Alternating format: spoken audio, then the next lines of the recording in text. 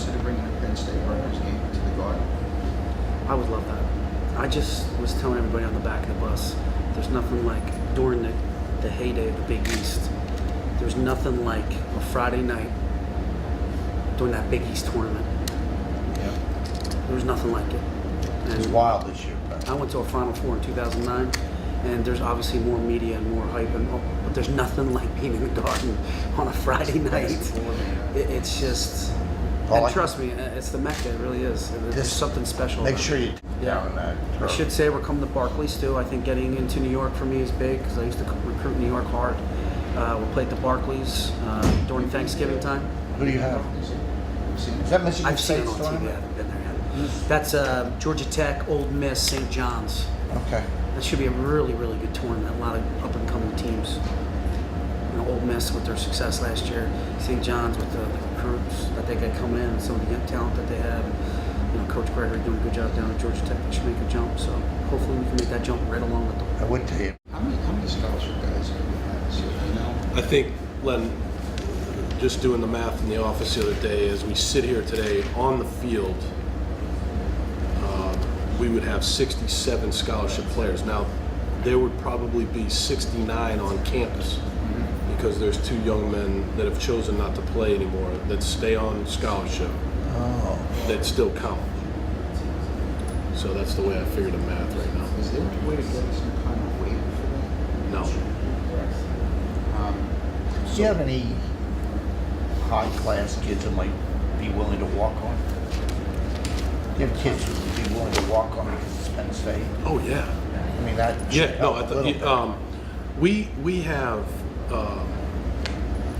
right now about 20 guys that will be incoming freshmen that'll be I call them run-ons, and so they'll be coming in the summertime. Now, a lot of those kids will participate in what we call it a summer bridge program, which is kind of a freshman orientation that all the schools do.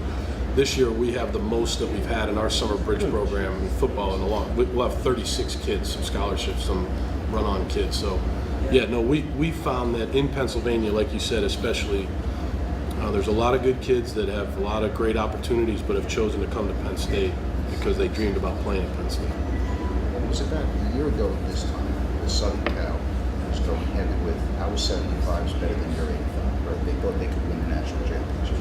Can you win the Big Ten with the numbers that you have? Well, I believe that we have a really good core of players. I'm not going to get into whether we can win the Big Ten or not, Len. I understand the question, but I think we have really good core players, and I believe that we can be a very competitive team every single Saturday because of the type of roster that we have right now. I think going forward over the next 3 years, when you get into the 14, 15, 16 range, it becomes more and more difficult, you know, but I would never ever count these Penn State kids out or this Penn State program out. We'll show up every Saturday, and our job is very, very challenging. We understand that, but you know, I think we can be very, very competitive.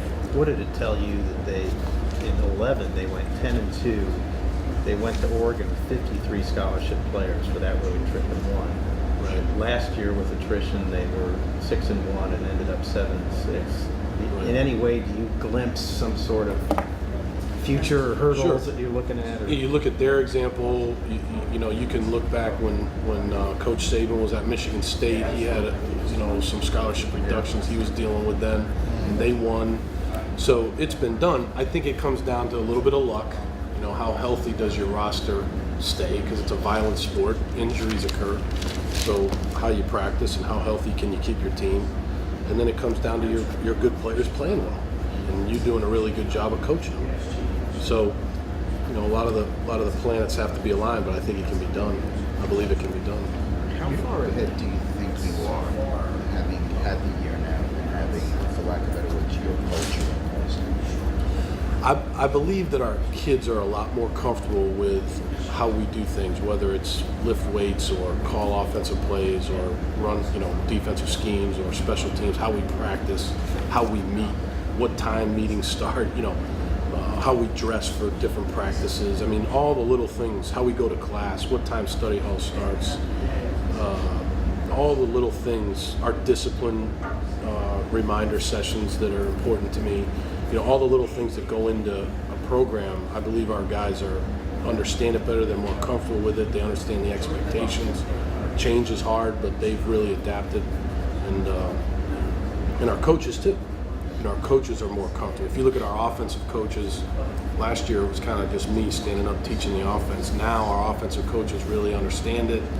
We had a good off season studying what we need to do better, what we can do that's new, things like that. So I think there's a lot more comfort. Now, is that going to lead to wins? I don't know. We'll have to see, but I know we're more comfortable with the program. You did a really good job of going last year. You turned him into He did a good job. Yeah, but he turned out to be one of the better quarterbacks in this league. Now you're kind of starting over. Right. Will you have Hackenberg up there in the summer, you think? Yeah, so Hackenberg will be there for that summer bridge program. that's good. It's really good, and we can't work with him, but he can begin to work with our players on his own, and he can lift weights and things like that.